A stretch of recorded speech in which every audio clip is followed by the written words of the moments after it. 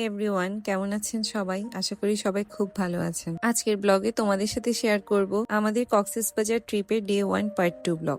So let's get into it. As I mentioned in the first blog, আমরা luckily খুব সকালেই room পেয়ে গেছিলাম। তো অনেকক্ষণ রেস্ট নেওয়ার পর বিকালের দিকে আমরা বের হয়ে পড়ি।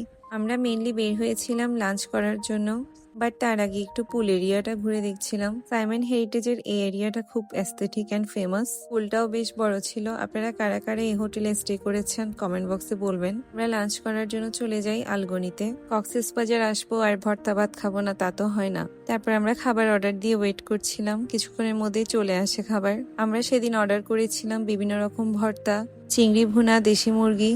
আমার কাছে তাদের প্রত্যেকটা আইটেমই খুব ভালো লেগেছে। বিশেষ করে এই সুরমা মাছ ভর্তাটা খুব মজা হয়েছিল। আলগনির এই ঘন ডালটা খুব মজার ছিল। কমপ্লিমেন্টারি হিসেবে দেয়, বাট খেতে খুব মজার ছিল। তারপর আমরা খাওয়া দাওয়া শেষ করে একটু হাঁটাহাঁটি করছিলাম। এখানে দেখতে পেয়েছিলাম আড়ং, স্বপ্ন।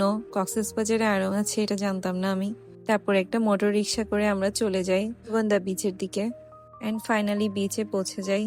বিচে পৌঁছে আমি একটু পা ভিজাচ্ছিলাম, আর অনেস্টলি এত শান্তি লাগছিল। এদিনের ওয়েদার ছিল একদম ক্লাউডি, কোনো রোদ ছিল না। এর কারণে সানসেটও দেখতে পারি নাই। আমি অনেকগুলো ছবি ভিডিও করে নেই। Just look at this beautiful beach view. একটা সিট নেই বসার জন্য। এর কারণে সন্ধ্যার দিকেও রাত মনে হচ্ছে। এই ঝিলিমিলি বেলুনগুলো কার কার দেখতে ভালো লাগে? আমার কেন জানি এগুলো দেখলে আইসুদিং মনে হয়।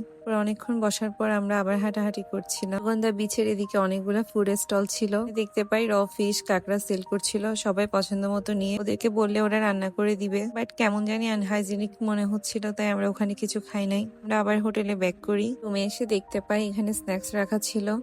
কেক অ্যান্ড চকলেট বিস্কিট রেখে দিয়েছিল তারা, ভালোই ছিল খেতে। তারপর আবার অনেকক্ষণ রেস্ট নিয়ে আমরা একদম রাতের দিকে বের হই। আমরা কলাতলি বিচের দিকে যাচ্ছিলাম, আর সাডেনলি ঝুম বৃষ্টি শুরু হয়ে গেল। সাডেন প্ল্যান করা এই ট্রিপটা অনেস্টলি বেস্ট ছিল। সাগর পাড়ে এসে বৃষ্টি দেখছি আলাদা একটা মজা। আমরা চলে গিয়েছিলাম অ্যারাবিকা কফিতে, যেটা রামাদার ওখানে ছিল।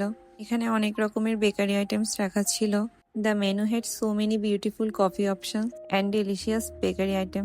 আমরা এখানে অর্ডার করেছিলাম chicken puff and white mocha. Both was so delicious and yummy. White mocha was so creamy, smooth and relaxing. অ্যারাবিকার এই কফিটা আমার আসলে খুব ভালো লেগেছে। দেন এখানে বসে আমরা অনেকক্ষণ আড্ডা দিচ্ছিলাম। তারপর আমরা বের হয়ে আবার সাগরের পাড়ে চলে যাই। বৃষ্টি কমার পর এত ঠান্ডা বাতাস হচ্ছিল। তারপর সে এখানে আমাকে অনেকগুলো ভিডিও করে দেয়। হাঁটতে হাঁটতে দেখি এখানে ফ্রেশ ফ্রুট সেল করছিল। কক্সবাজারের এই ফেমাস আনারকলি ফলটা কে কে ট্রাই করেছেন? তারপর এখানে অনেকগুলো শপ ছিল যেখানে শামুক, ঝিনুক এগুলো সেল করছিল। আমরা সব ঘুরে ঘুরে দেখছিলাম এই গরুর বাচ্চাটা কি সুন্দর করে মায়ের সাথে ঘুমাচ্ছে। তারপর আবার বৃষ্টি শুরু হচ্ছিল, তাই আমরা হোটেল